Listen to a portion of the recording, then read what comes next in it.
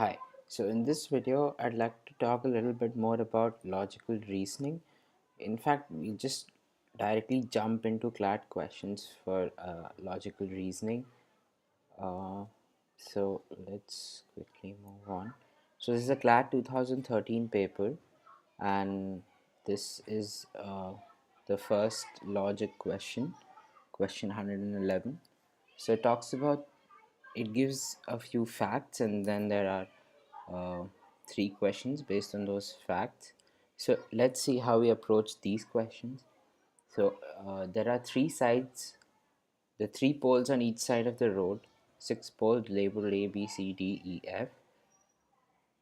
The poles are of different color, namely gold, silver, metallic, black, bronze, and white.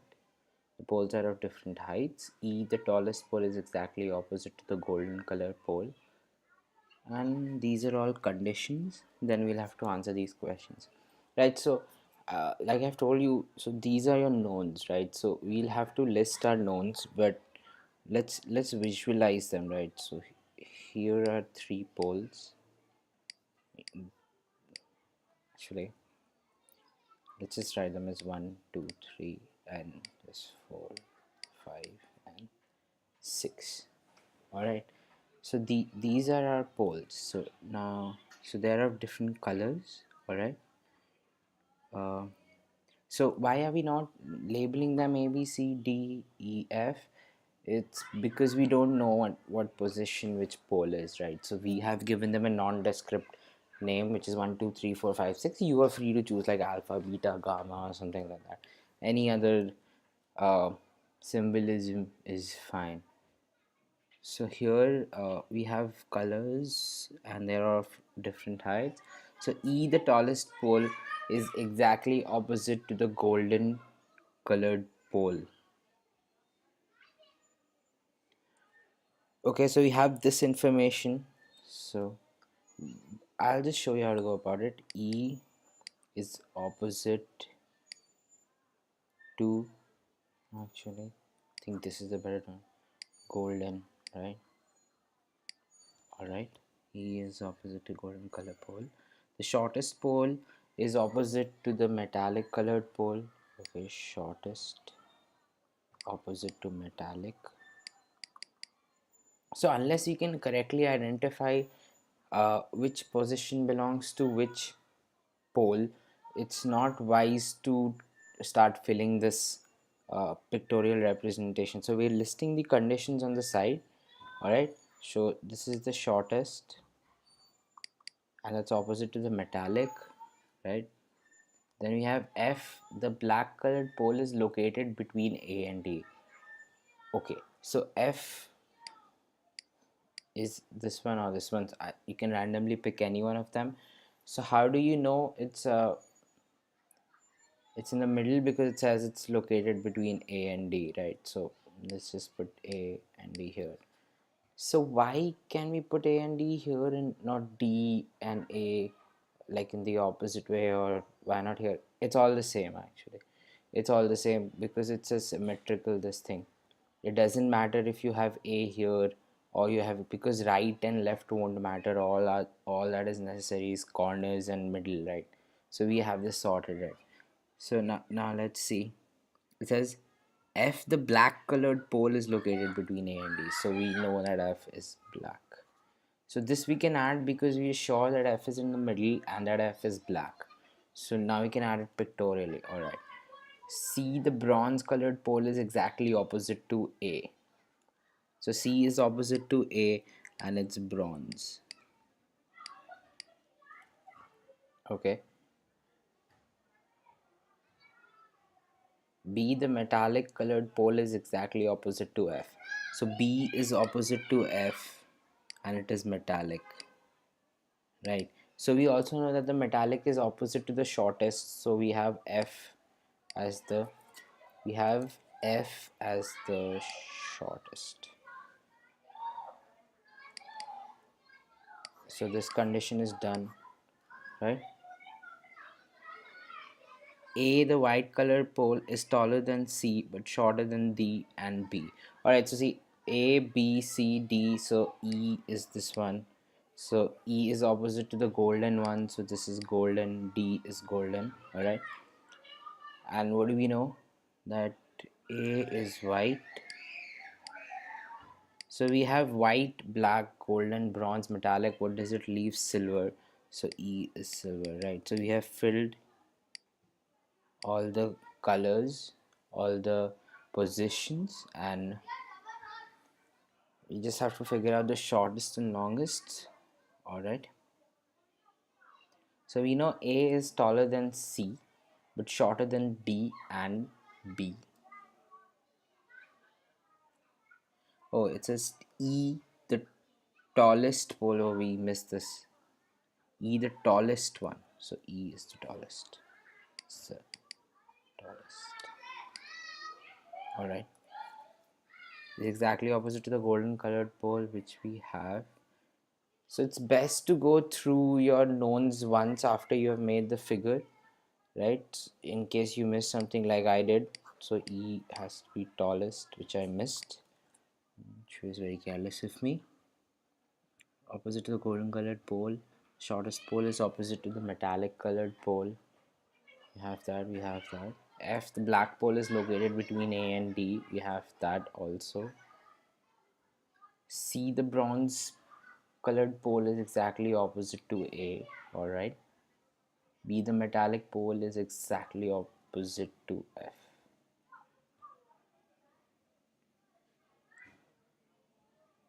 Alright, we have that. A, the white colored pole is taller than C but shorter than B and C. Alright, so let's sort them out in the order. We know that E is the tallest, right? F is the shortest. Now, what do we know? We know that A is taller than C, right? But it's shorter than D and B. So D and B. So now, do we know which one of the two is taller between D and B? We don't, right? So let's solve this question 111. What color of the pole diagonally? What is the color of the pole diagonally opposite to the bronze colored pole? Bronze colored pole. So diagonally opposite is golden. So that's the answer D. That's the answer. Then which is the second tallest pole? Now the second tallest pole is either D or B, right? Because they're both taller than A, C, and F, and E is the tallest. But there is nothing here that tells us which of B and D is taller. So our answer B cannot be determined. Then there's this, which is the color of the tallest pole. It's silver. Right, so it's easy to answer the questions once we make a pictorial representation. Diagonally opposite means this, right? So diagonally opposite of the bronze colored pole is the golden colored pole, right? So we have gotten all these three questions after drawing this pictorial representation. So like I told you before, there are three steps to follow, right? Like we followed here. First is list the knowns, right? Then you pictorial representation and then fill in unknowns, right? So uh, this is all there is to logical reasoning, actually, this three steps. So first we listed out whatever was known. So we made a pictorial representation, we started listing out whatever was known, right? Basically means read the knowns so that you know what pictorial representation to make. Like here we knew there are three poles on each side, and the poles are there are six poles with six different colors, six different heights, right? So we knew that. So yeah, so we knew all that. So only then we made this pictorial representation, then we started listing out the other knowns. So whatever you can directly add to the picture, you should add it, but don't be impatient, right? You can list these conditions on the side, And the minute you get something which makes sense, or fits directly into the picture, then you can start adding these conditions, right? Then you can start adding these conditions, and then whatever is left after all the conditions are added, that you can use your logic to find. Those are the unknowns, right? And they are typically the questions like we have here: what is the color of the tallest pole? So that was not given, so we had all the colors listed out here, the only one missing was silver, so then silver automatically becomes the color of the tallest pole. And that is all there is to logical reasoning, actually. Now let's try to solve a relationship question. I know I am really bad at relationship questions, but I feel I may have unnecessarily complicated it for you guys in the last video. I just wanted to simplify it, right? Let's do this one, right? Markande is Rajiv's mother's father. All right. So we have Rajiv, right? We have his mother, we have Rajiv's father, and we have the father of Rajiv's mother, who is Rajiv's grandfather, who in this case is Markande. Alright, Markande has three brothers. So Markande has three brothers. So one, two, three. Alright, so what does it say? That one of them have a grandson.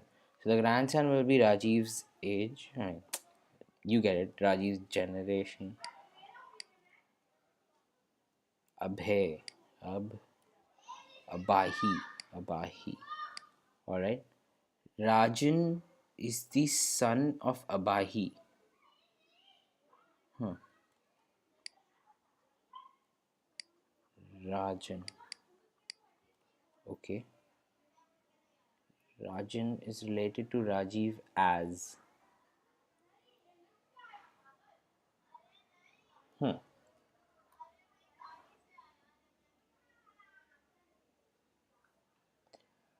So Markande is Rajiv's maternal grandfather, right? So one of them have a grandson called Abahi, right?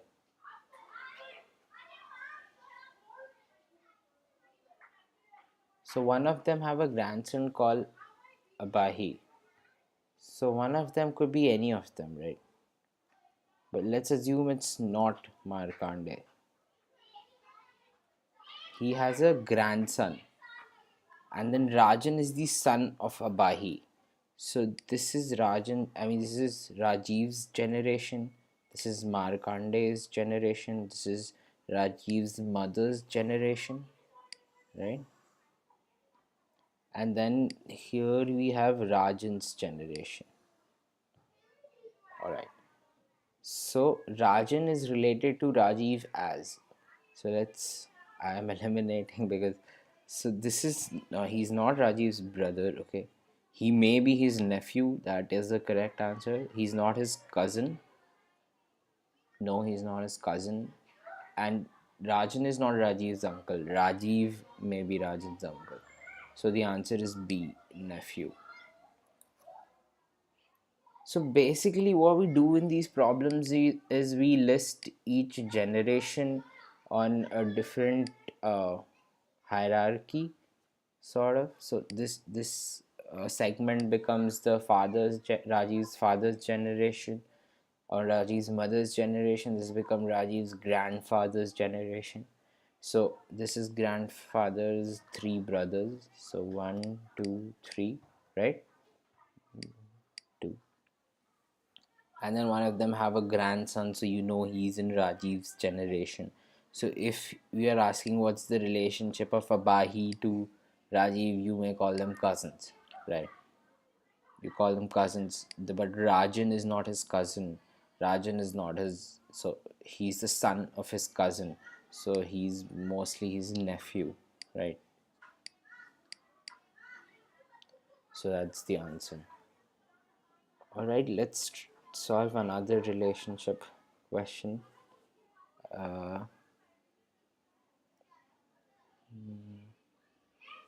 We solve most of them.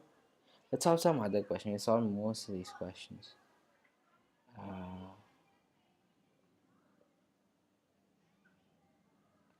Let's solve one of these questions again, right? So this is like, if only A1 follows, then you have to write A. If only B follows, if only statement 2 follows, then you have to write B. If both of them follow, then you have to write C, and if neither follows, you have to write D. So this is how you have to go about solving these. So this statement is given, and then they make these two conclusions based on these statements, right? So this statement is a known, and these two conclusions are unknown, right?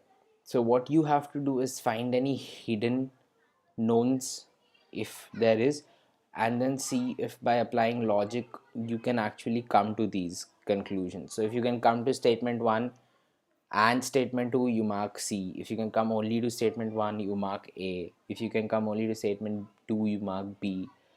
You get the gist. So let's do this 134, right? But these are not the answers. These are random markings.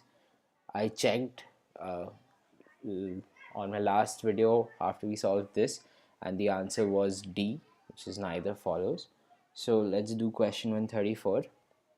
The statement is, school dropout rate is very high in rural areas as children support their parents in income earning opportunities. Alright, that's fine. So we know that the school dropout rate is high, right? Because children support parents.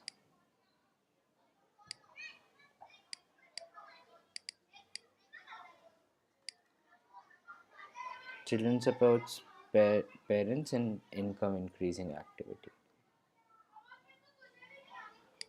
To increase income. Okay, let's get some of these, let's analyze some of these relationships. So the school dropout rate is high, right? It's high. It says school dropout rate is very high in rural areas. Rural children support them, right?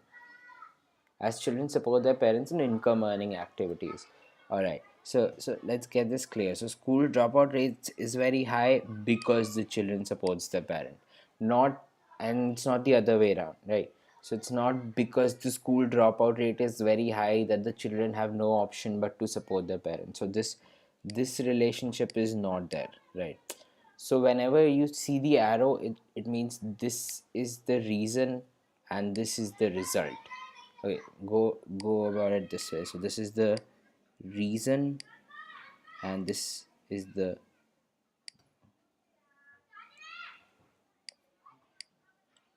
result, right? You can't switch reason and result, right? You can't switch reason and result unless you have like really, like it fits logically. You can't switch reason and result. So this arrow, the direction, the orientation is important. So if I'm saying that because rural children support their parents, right? So that's the reason they drop out of school, right? And this is the kind of activity which is not very relevant. We'll come to it if this is relevant. I have just drawn it in case they ask something on it, but it's not very relevant. Let's focus on this, right? So here, let's go to a public awareness program on primary education should be expanded immediately to educate the parents, right? And since compensation is not a remedy, okay, now you have to come to this. So the children, so the actually this arrow is a little, yes, sorry. So the reason is to increase the income, right? And the result is children support their parents, right? So if we eliminate the reason to increase the income, say we give them money, will the children still drop out of school? Not by following this logic, right? So here, say income needs to be increased so children support their parents, and because of which they drop out the school. But now if I have increased the income, this link won't be there, right? So then why will the children drop out of school? There is no reason for it. So let's see this. It says compensation is not a remedy, but it is, right? Because by compensation I'm increasing the income, so the reason is gone. So this does not stand true anymore. If this does not stand true, then this also won't stand true, because this is a continuous chain. You get it? So rural children will not have to support their parents, then this reason is gone, so then this result won't be there. So B is, so it says is not a remedy, so compensation is actually a remedy, so B is incorrect. I mean, sorry, statement 2 is incorrect. Now let's look at statement 1. It says a public awareness program on primary education should be expanded to immediately educate parents, right? So when do you need public education program on primary education? When the parents are not educated enough, or the parents are not sending their children because of ignorance. But can a public awareness system deal with increase, can a public awareness system increase income? No, no, it cannot increase income, right? So what will happen, that the rural children will still have to support their parents, right? So if they still have to support their parents, then this reason will still exist, as will again lead to this result. So will this be of any benefit? Public should be expanded immediately to educate the parents? No, it won't be of any benefit. So statement 1 is also wrong. So the result is, answer is D. The answer is D. I think you understand the basics on how to go about approaching these questions, right? I mean, in this option, it's a viable confusion. You'll be like, but what if the parents listen to the public awareness program and then realize that sending their children to school is more important? But these are all assumptions you're making, right? And in CLAT, you don't make assumptions. Your knowns does not give you all these information. All your knowns is saying public awareness program on primary education. It does not talk about what awareness it will be and what it will tell the parents, right? So we cannot go into what the impact of it will be, so it's an unknown, so you deny it. So hence the answer will be D. So overall, I hope at the end of this video it's a little better than the questions we solved in the last video, and you gain more confidence than you did at the end of the last video. We keep making more videos on logical reasoning, just in case you people have more doubts on it. Thank you.